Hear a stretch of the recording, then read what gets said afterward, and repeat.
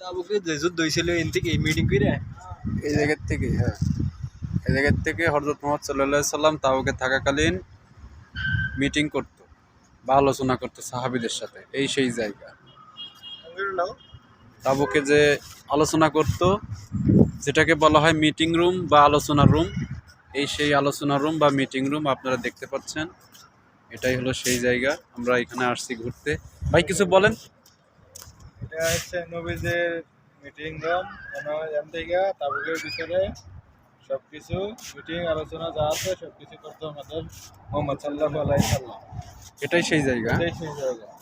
বলেন, এই যে আপনারা যে গোল জায়গাটা দেখতে পাচ্ছেন, এখানে হযরত মুহাম্মদ সাল্লাল্লাহু আলাইহি সাল্লাম সাহাবীদেরকে নিয়ে এখানে মিটিং করতেন। হ্যাঁ, আপনারা দেখতে পাচ্ছেন। আমরা বন্ধ থাকার কারণে ভিতরে প্রবেশ করতে পারছি না, তবে আশা করি ইনশাল্লাহ ফুল ভিডিও আপনাদের একদিন দেখাবো। আসো আসো।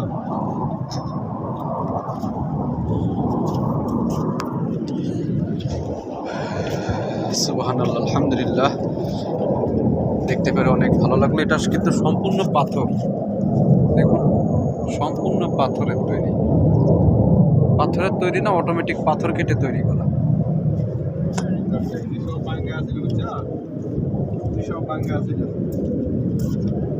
এটা পাথর, পাথর, সম্পূর্ণ পাথর।